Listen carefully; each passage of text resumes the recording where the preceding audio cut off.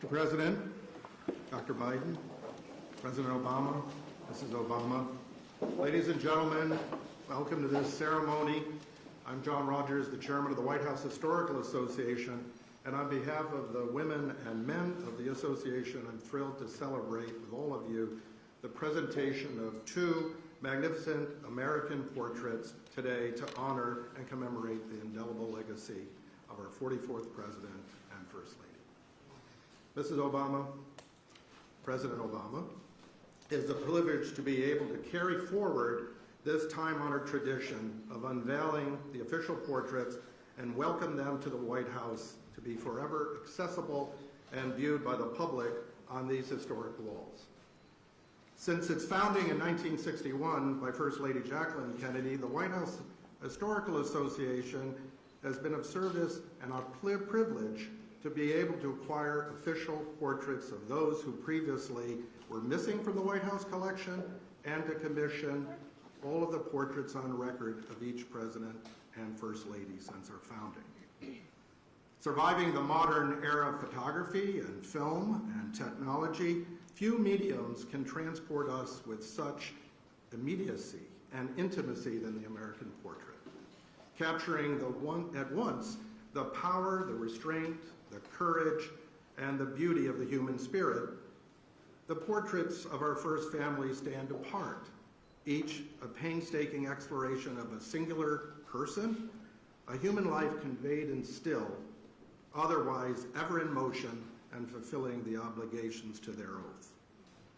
More than just the unveiling of our assemblage today, it's integral to the broader set of symbols and rituals and emblematic gestures distinctly American that sustain the spirit and the standing of our republic, bridging one presidency to the next the way we do one generation to the next, honoring the past as much as we look to the future. As we become more culturally and demographically diverse with ideas that are both molten and disparate pertaining to the future of our nation, our work to ensure the promise of what President Obama once called the unlikely story that is America. It's never been more intertwined with preserving what has been symbolically and foundationally at the heart of our storied resilience as a nation. And in this way, today is a reminder that America is governed not by a disconnected series of presidents, but rather by the enduring presidency. And within the greater story that's told by the 43 other portraits, we boldly celebrate their contrast and their confluence, certainly artistically, but also as distinguished chapters in the American narrative. And notably today, as the first Black American first family at 1600 Pennsylvania Avenue, and with whom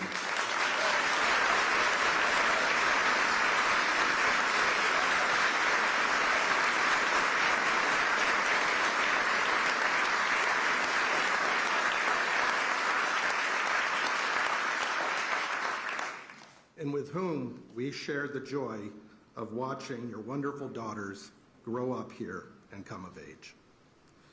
Mrs. Obama, we thank you for your advocacy on behalf of this House and for making it possible for visitors to take pictures of these magnificent portraits among the other historic artifacts throughout the White House.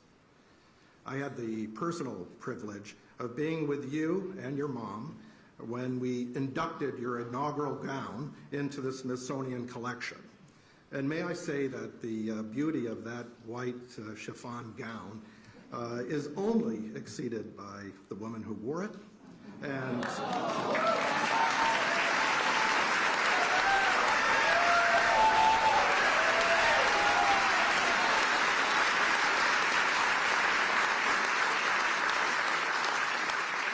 whose spirit is captured in this portrait.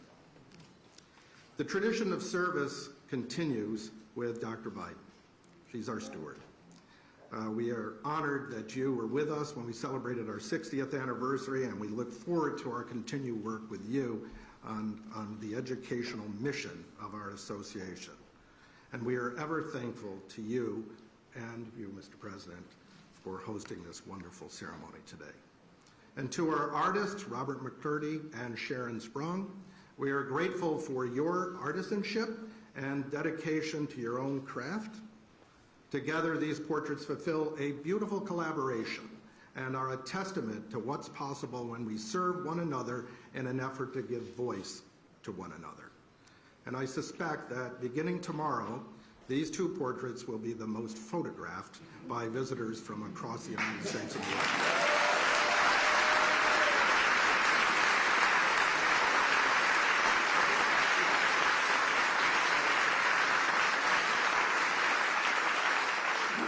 And it's now my pleasure to introduce an admirer of great institutions and national treasures, the President of the United States of America.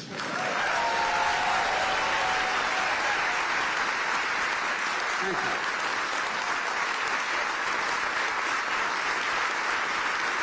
Thank you, thank you, thank you. Thank you.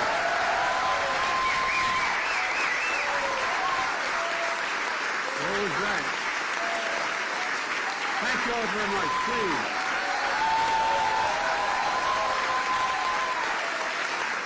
Thank you, thank you, thank you. Please. Thank you, John Rogers, in the White House Historical Society. Barack and Michelle, welcome home. Welcome home. Jill and I and Kamala and Doug are honored to host you and so many friends who have been part of this incredible journey. It includes members of your cabinet and staff, some of whom were foolish enough to come work with me. And there's someone else that I'd like to acknowledge tonight, Mrs. Robinson. This is your house as well.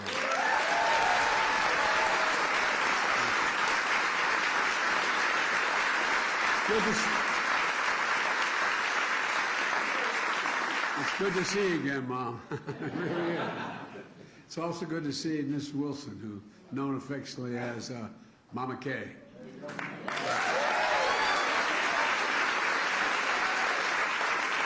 One of your best friends and Malia and Sasha's godmother. Yeah. And as they say in Southern Delaware, you've done good, kid. And President Kennedy once observed that every president must endure the gap between what he would like and what is possible. He was right. The history books are full of stories about presidents trying to bridge that gap. Stories that include the burdens of the office, the difficult decisions, how the work is always serious and often solemn. And all of that's true, but so is this. With Barack as our president, we got up every day and went to work full of hope, for real, full of purpose, and excited about the possibility before us. There are few people I've ever known with more integrity, decency, and moral courage than Barack Obama.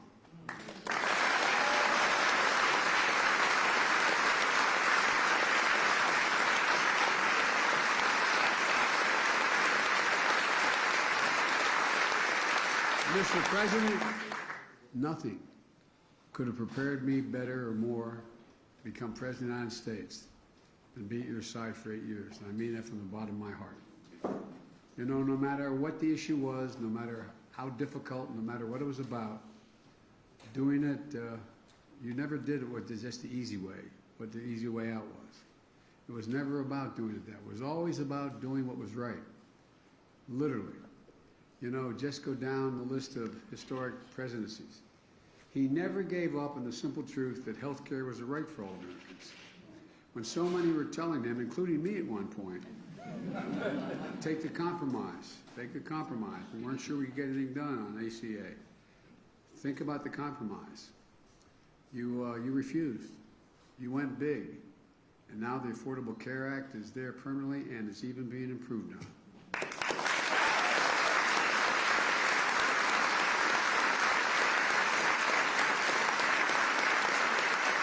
I remember what you told me. So how can I look those people in the eye and leave anybody behind? You weren't about to do that. You know, his Recovery Act brought America back from a great recession. The auto rescue protected an iconic industry that represents the nation's heart and soul. And there were a whole lot of people some maybe even in this room, that were telling you we should let the industry go bankrupt. We should let it go. But you wouldn't. You persisted. You insisted. And I remember our conversations. And I'm proud. I'm proud we stood together and wouldn't let that happen. You bet on the American worker. You believed in the American worker. Even though we knew it would be controversial, you stood up for hundreds of thousands of dreamers who only know America as their home. It always boggles my mind that I always can't understand that a 3-year-old kid's going to say, no, Mom, leave me on this side of the Rio Grande. You go ahead and go. I'm serious. So they could stay and contribute, and they've contributed incredibly. Their talents, and it's a great generation they represent. I can go on and defend that you've done, expanding civil rights, issue the clarion call on the climate crisis, helped us find that amazing grace, even in darkness. In countless hours, over countless meetings, under intense pressure, we always knew Barack Obama. We always knew what you'd do, what you thought was right, even if it was going to cost you politically. You know, we trusted him, all of you in this room. We believed in him, and we counted on him. And I still do. And I still do.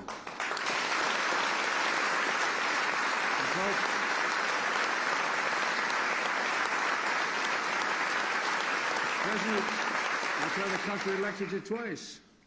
That's why you'll be considered one of the most consequential presidents in our history, along with one of the most consequential first ladies. You know, Michelle, he knows, we all know, he couldn't have done it without you. I know I couldn't.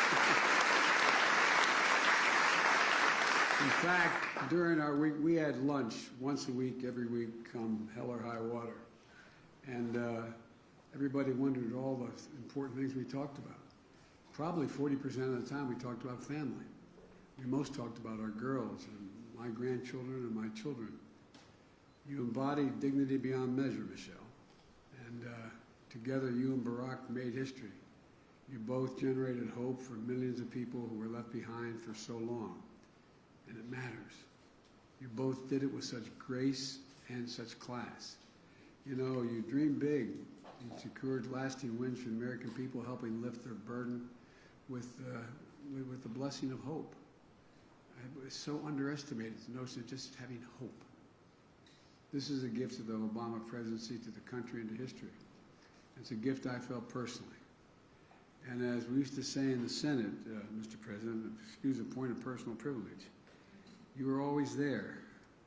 I remember how you were with me when our son was passing.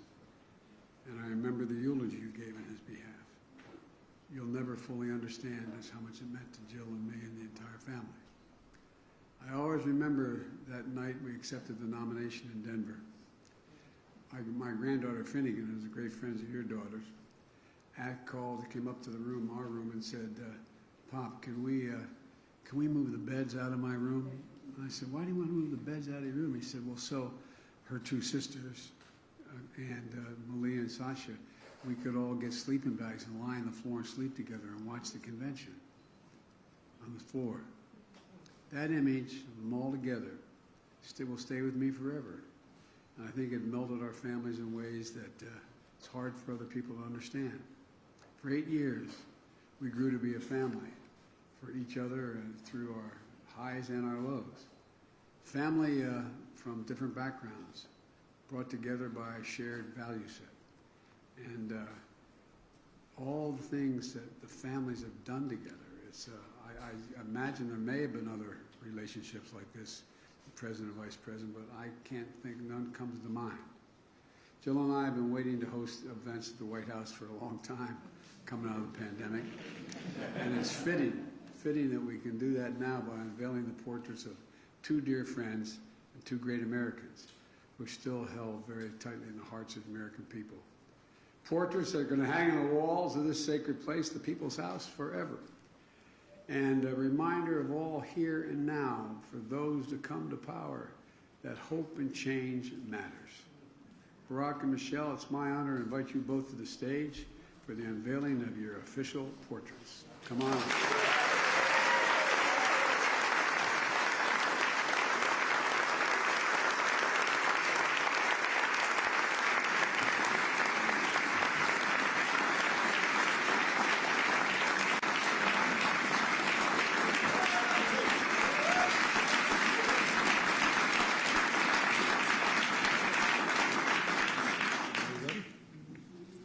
Yes? Okay.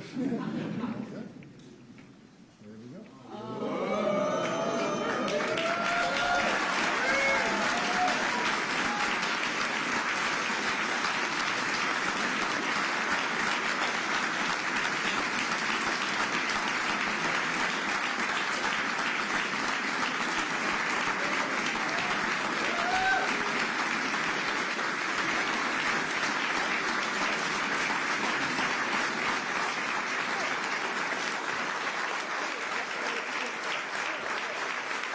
Thank you so much. Thank you, everybody. Thank you.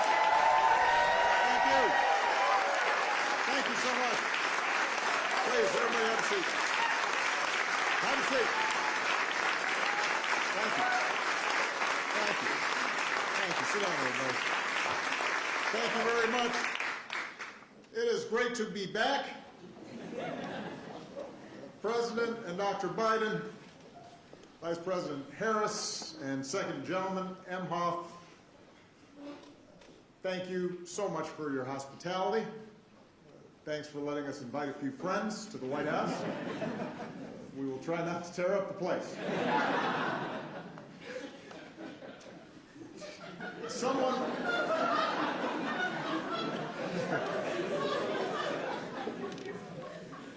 once said that if you're looking for a friend in Washington, get a dog. Our family was lucky enough to have two wonderful dogs. But I was even luckier to have a chance to spend 8 years working day and night with a man who became a true partner and a true friend. Joe, it is now America's good fortune to have you as president. You've guided us.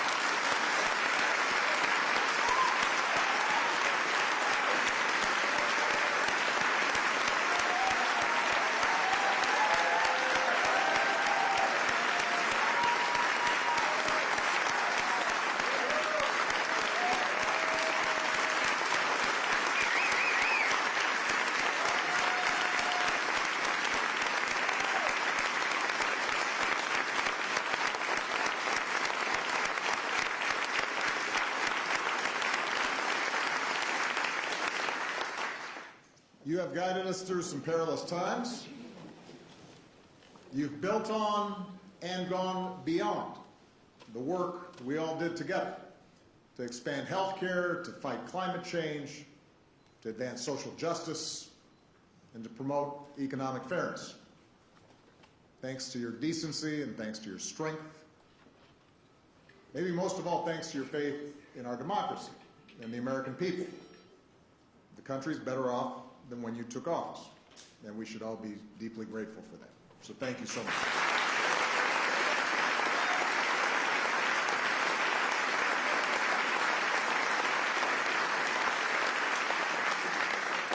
To all the former Obama-Biden staffers who are here in person, some of you are watching at home, thank you for being a part of this. When people ask me what I miss most about the White House years, it is not Air Force One that I talk about, although I miss Air Force One.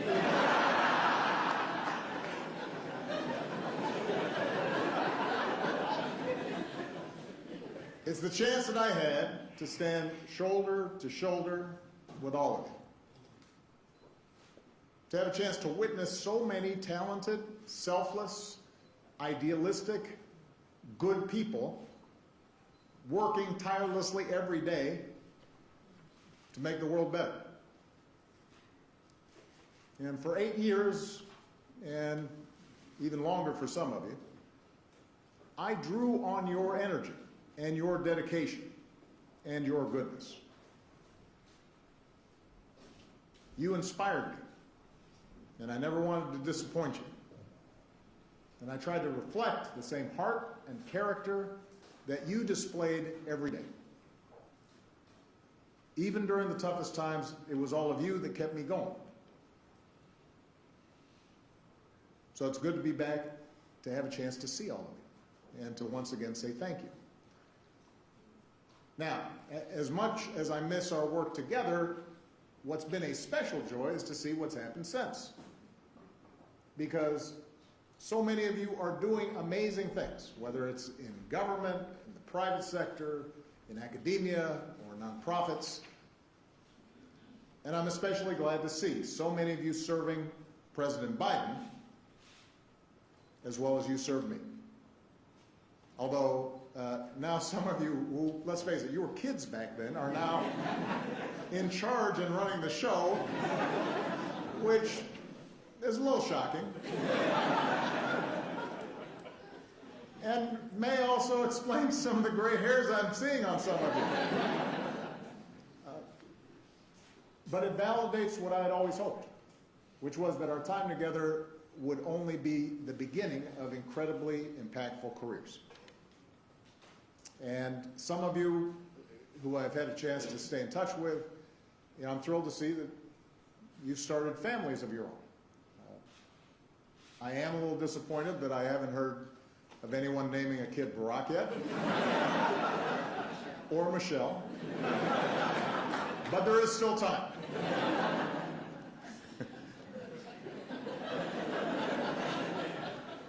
Finally, I want to say a special thanks to the White House staff. We had a chance to see them all beforehand.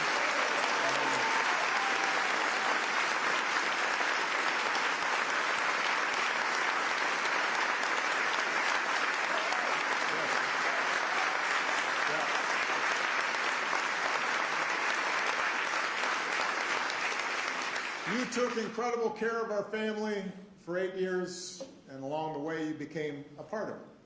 And we have not ever forgotten the kindness that you showed us. Now, when Michelle and I had our portraits unveiled at the National Portrait Gallery a few years back, I said that as far as I could tell, no one in my family tree had ever sat for a portrait before. I certainly had not. And now all of a sudden we've done it twice. But these portraits have a special significance because, as Joe mentioned, they will hang in the White House alongside portraits of other presidents and first ladies dating back to George and Martha. So it was important to find the right people to paint them.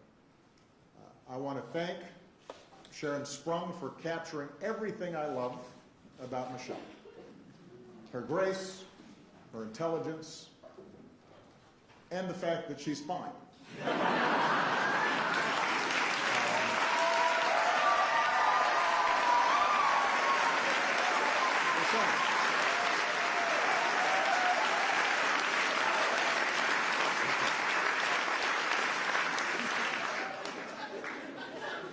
She is. The portrait is stunning. And I want to thank Robert McCurdy for taking on a much more difficult subject and doing a fantastic job with mine.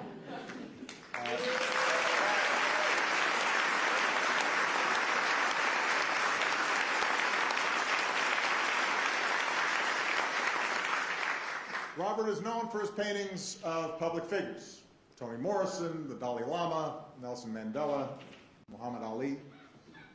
But what I love about Robert's work is that he paints people exactly the way they are, for better or worse. He captures every wrinkle on your face, every crease in your shirt. You'll note that he refused to hide any of my gray hairs, refused my request to make my ears smaller.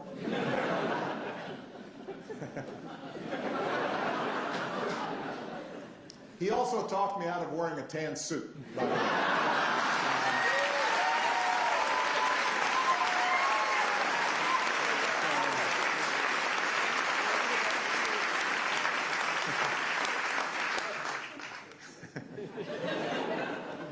His work is so precise that at first glance it looks like a photograph. And Robert also paints his subjects looking straight ahead. So it feels like you're face to face, forming a connection. And that appealed to me, in part because presidents so often get airbrushed, even take on a mythical status, especially after you've gone, and people forget all the stuff they didn't like about you. But what you realize when you're sitting behind that desk, and what I want people to remember about Michelle and me, is that presidents and first ladies are human beings like everyone else. We have our gifts, we have our flaws. You've all experienced mine. We have good days and bad days. We feel the same joy and sadness, frustration and hope. And while it takes a certain amount of self-confidence to be president, there are nights where we lie awake wondering if this or that decision was the right one. I've always described the presidency as a relay race. You take the baton from someone, you run your leg as hard and as well as you can, and then you hand it off to someone else, knowing that your work will be incomplete. The portraits hanging in the White House chronicle the runners in that race. Each of us tasked with trying to bring the country we love closer to its highest aspirations. And when future generations walk these halls and look up at these portraits, I hope they get a better, honest sense of who Michelle and I were. And I hope they leave with a deeper understanding that if we could make it here, maybe they can too. They can do remarkable things too.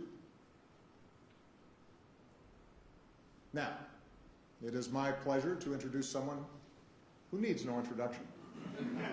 Michelle was the best thing about living in the White House, and let me tell you, the pastry chefs here deliver delicious pies on request. So that is saying something.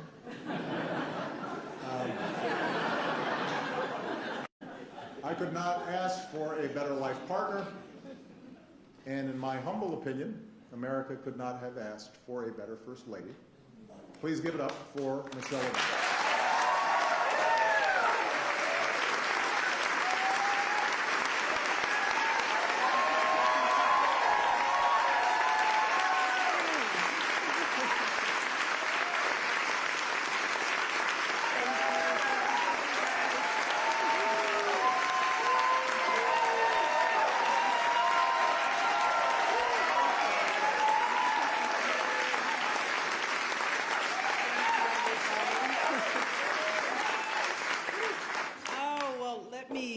Thank my husband, first of all, for such spicy remarks.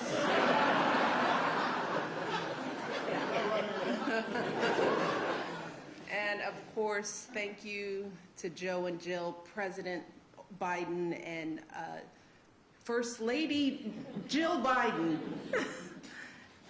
Thank you for inviting us back. This means so much to us. We were saying at lunch that the girls have lived in this house longer than they've lived anywhere.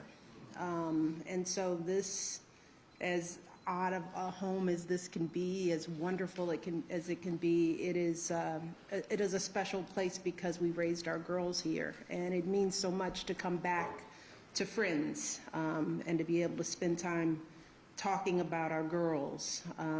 And so I am grateful to both of you for the work that you're doing, the love that you're showing us, our staff, and the work that you're doing for this country. Thank you so much.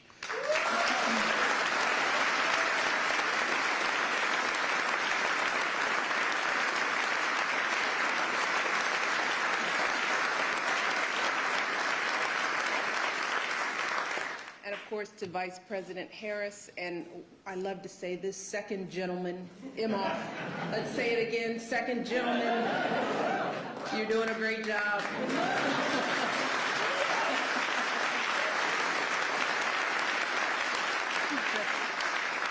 Thank you for joining us today. And I can't go any further without, of course, acknowledging all of the amazing staff friends. You're more than staff, you're friends, you're family to us, particularly the people who've been part of my team over the years. I don't have time to name everyone, thank goodness. But you all know who you are, from the campaign to the White House to today. I would not be who I am without your passion and your faith and all the love that you poured into everything that we accomplished together. And it was amazing, historic. What did Sam Cass used to say? Unprecedented. You all mean the world to me, and I mean that from the bottom of my heart. So thank you. Proud of you, proud of the work that you've done, proud of what you're doing. I also want to take the time to recognize the resident staff. As Barack said, you guys made this a home. We snatched up a few of you all and took you with us. But for those of you who we couldn't bring, we miss you so much. We miss you so much. The best part about this house was you all. So it's so good to see you, and you all look good, so good. I'd also like to recognize Stuart McLaurin, of course, John Rogers. It's been amazing working with you all over the years. I have to recognize Bill Allman, who has been fabulous to work with over the years.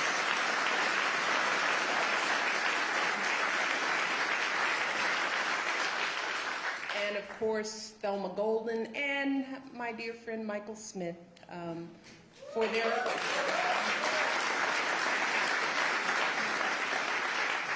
we are where we are because of their comprehensive and rigorous work to identify these incredible artists. And that brings me to our artist, of course, Robert McCurdy, who, you did a good job. Did a good job. But I got to spend a lot of time with Sharon Sprung. And Sharon now joins a small but mighty group of women who've painted an official portrait here at the White House.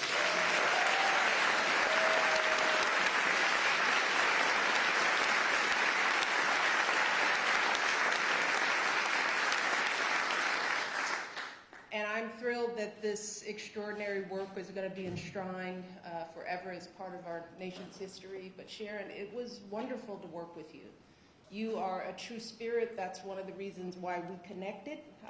Your work is phenomenal, but it was your essence, your soul, the way you saw me, the way we interacted, and it shows in this beautiful work. So thank you for your brilliance, your artistry, and your patience in this process. I remember I went to see the work in Brooklyn, and poor Sharon, because no one is supposed to know who the artists are, so her studio is her home. And so she had this piece in her home. You couldn't have guests over. You were frightened that it would get out. You just wanted it out of your space. And every year I thought about, she must be going crazy. So thank you. Thank you so much. Let's give them both.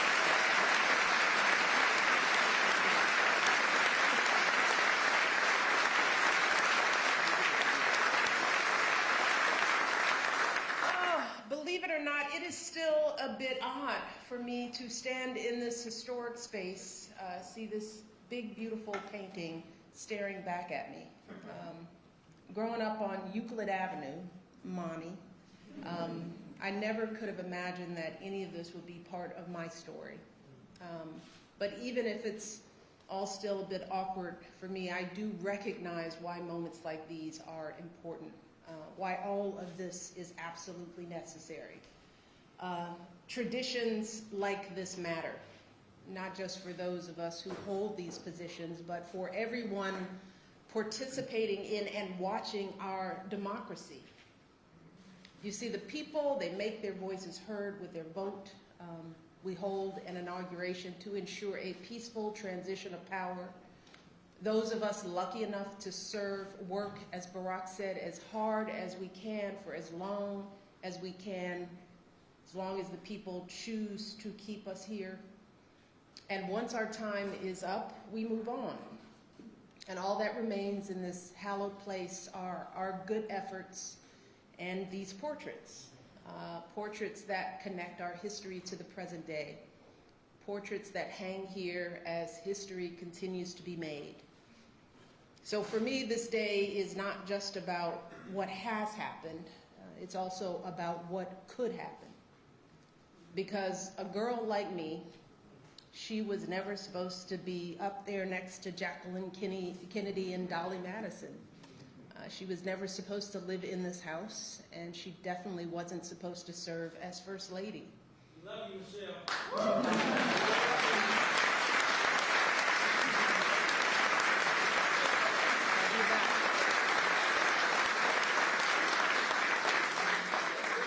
But I've always wondered, where does that supposed to come from? Who determines it?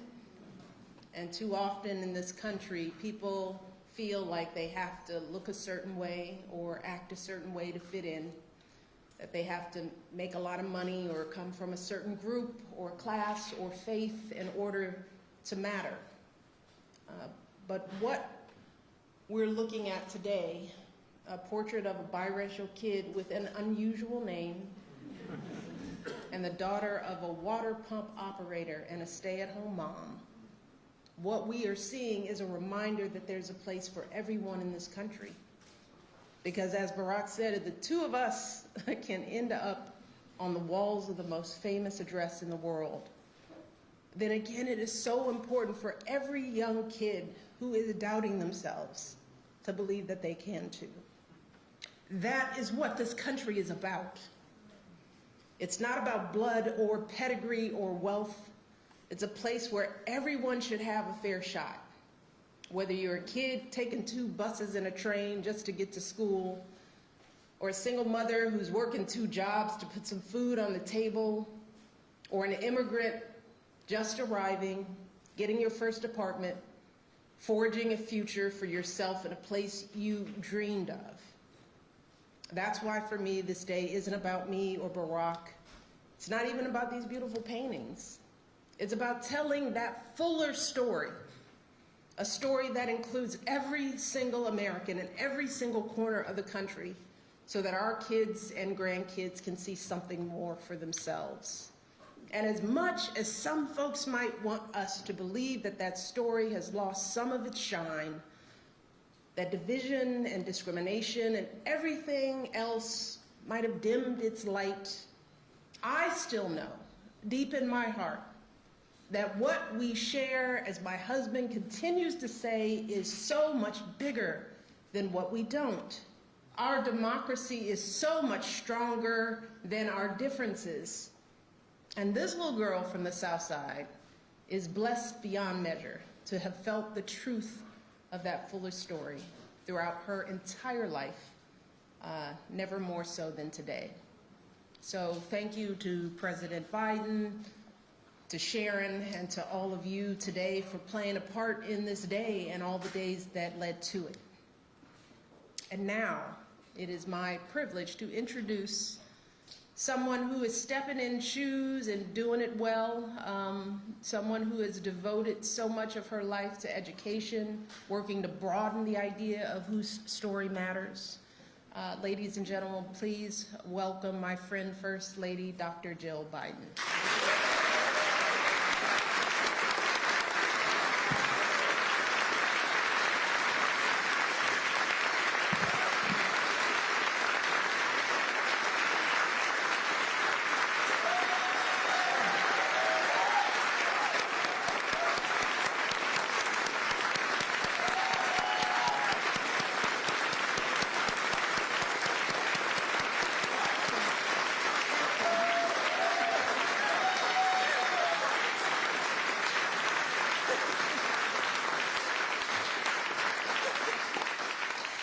Joe, honestly, everybody stood with Joe.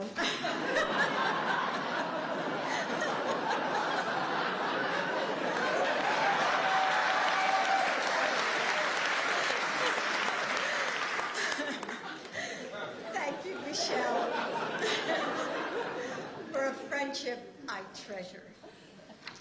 14 years ago, Michelle, on a cool night in November, a sea of people gathered in Grant Park to be a part of history. There was laughter and music and dancing. There were tears as friends and strangers alike held each other, overwhelmed with the joy that hope and change had been realized. The crowd roared, radiating the sense that anything we could dream was within our reach. But at the heart of that enormous moment was a family. 2 little girls who would grow up exploring the secret halls and hideaways of the White House. A mom who would bring her whole heart to serving the American people as First Lady, while still guiding and protecting her family with a ferocious devotion. A grandmother who would do absolutely anything for the family she loves, and even move to Washington, D.C. And a father who showed the world the meaning of yes, we can.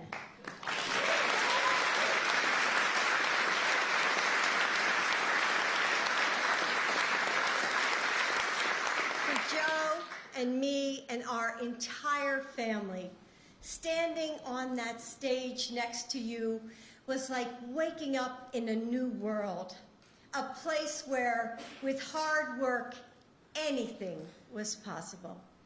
And it wasn't just the Bidens. So many of you were also there. You remember how it felt. It was magic, wasn't it? That night, your family connected us all. And our family, the Obama-Biden team, every one of you who were fired up and ready to go, together, we changed the course of this country forever. And when I look at these portraits, I see family. Your family, the family we all built, and the families across America that we served together. I see love, joy, and fellowship, and we are honored to hang them today and share them with the world. So thank you for being with us. And now please join us in the State Dining Room for a reception. Thank you for being here.